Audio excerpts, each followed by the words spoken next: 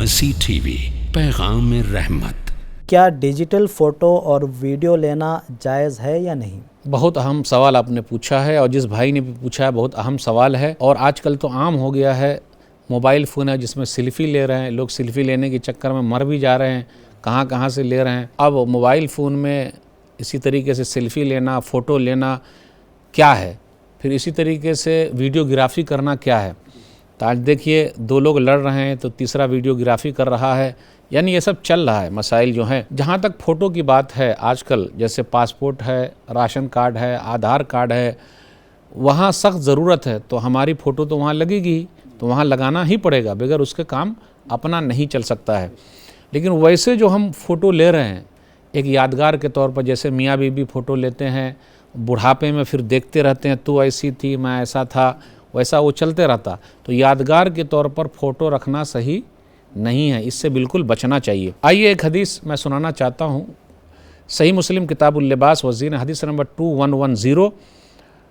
سعید بن ابو الحسن کہتے ہیں کہ ایک آدمی عبداللہ بن عباس رضی اللہ تعالیٰ عنہ کے پاس آیا اور کہا، انی رجل اصور هذه الصور فافتنی فیہا۔ ایک آدمی آیا، اس نے کہا عبداللہ بن عباس رضی اللہ تعالیٰ عنہ سے کہ میں تصویر بناتا ہوں، تو آپ کا کیا حکم ہے؟ تو کہا قریبا۔ وہ آدمی قریب آیا تو عبداللہ بن عباس رضی اللہ تعالیٰ عنہ نے کہا کہ میں نے نبی صلی اللہ علیہ وسلم کو فرماتے ہوئے سنا ہے، کل مصور فی النار یجعل له بکل صورت صورها نفسا فتعذبه فی جہنم۔ ہر ایک تصویر بنانے والا جہنم میں جائے گا۔ تو اسے یہ پتہ چلا ہاتھ سے بنانے والا، اسٹیچو والا، اور ہر ایک تصویر کے بدل ایک شخص جاندار بنایا جائے گا جو اس کو جہنم میں تکلیف دے گا، اور ہر ایک تصویر کے بدل ایک شخص جاندار بنایا جائے گا جو اس کو جہنم میں تکلیف دے گا۔